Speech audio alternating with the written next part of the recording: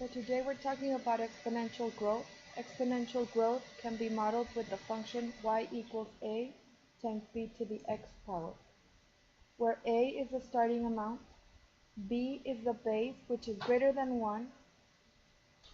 It means it's a growth factor, and x is the exponent. The best way to start understanding exponential growth and decay and how to use that rule is to start with a problem. For medical care since 1985, the daily cost of patient care in community hospitals in the United States has increased. Another word for increase is growth, about 8.1% per year. In 1985, such hospital costs were an average of $460 per day. So first, we're going to write an equation to model the cost of hospital care. And B, we're going to use the equation to find the approximate cost per day in the year 2000. We're going to start by rewriting our rule. Y equals a times b to the x power. We said a was the starting amount. And it says here that in 1985, the hospital cost was an average of $460 per day. B is our growth factor, and it said that the growth was 8.1% per year. Now for our growth factor, we have to add 100% and then change this to a decimal. So that means 108.1%.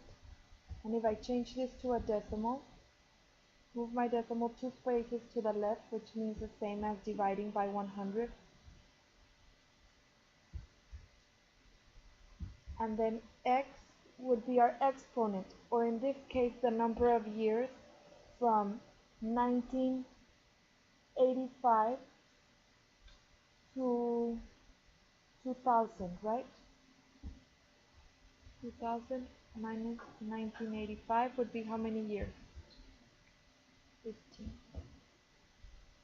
So if we start plugging in our information to the formula, we would say y equals the starting amount times 1.081 to the x power. This would be our rule.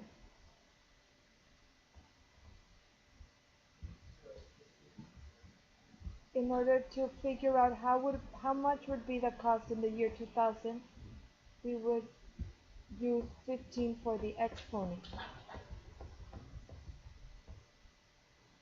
We would get about $1,480 per day. So let's try another problem for exponential growth. Suppose your community has 4,512 students this year. The student population is growing 2.5% each year. Write an equation to model the student population. What will the student population be in 3 years? So this is also on page 438, and this is the check for understanding problem.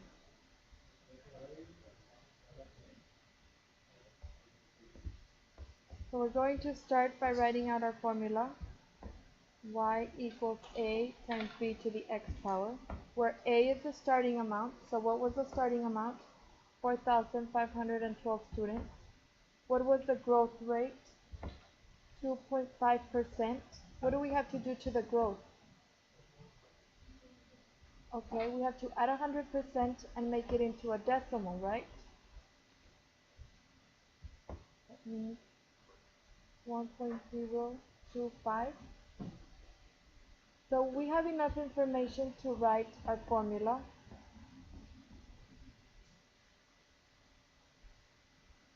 This will be our formula.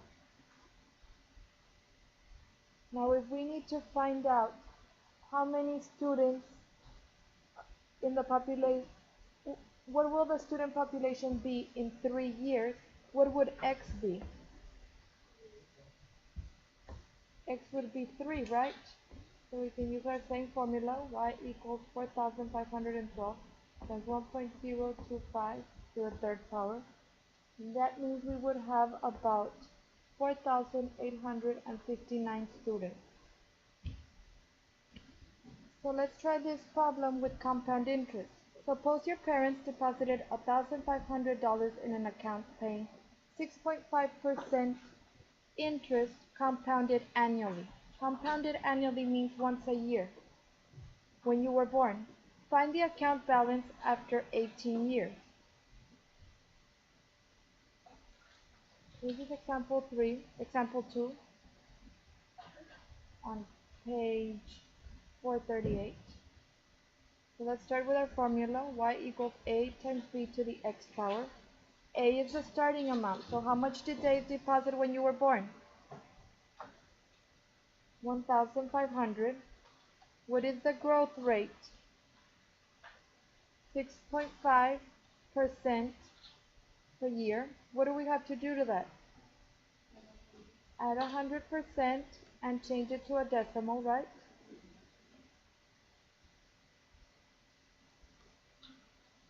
So how many years later? 18.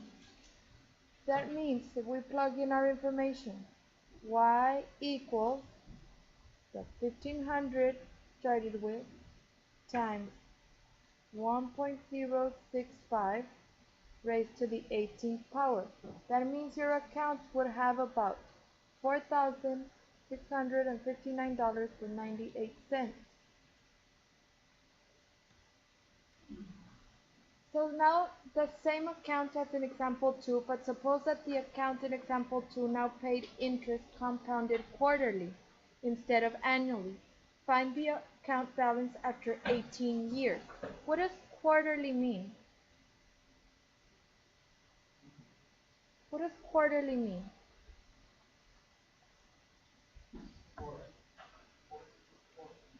Four. So quarterly means that it's being paid 4 times in 1 year. So now, same information, the beginning amount would be the same $1,500. The growth rate would be exactly the same at 6.5%. Now, we're talking about quarterly. This means 4 times per year. So that means that this interest is paid in 4 payments. So we have to divide it by 4. And then we add the 100%. This also affects our exponent.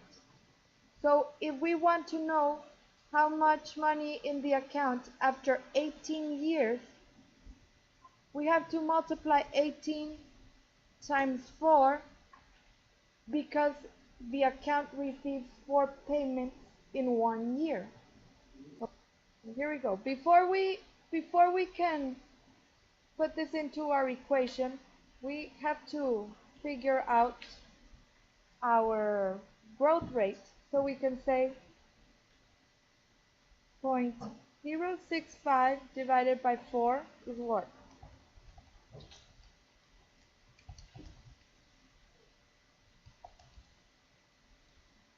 0.01625. Now we can add the 100%. If we change 100% to a decimal, that means plus 1. That means that our B would be 1.01625. What's 18 times 4?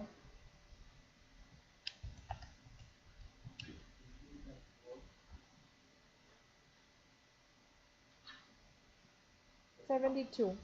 So now we're ready to plug into our rule. A is the beginning amount, 1,500, times B, 1.01625, raised to what power? 72. If we put all of this in the calculator, we should get an ending balance of $4,787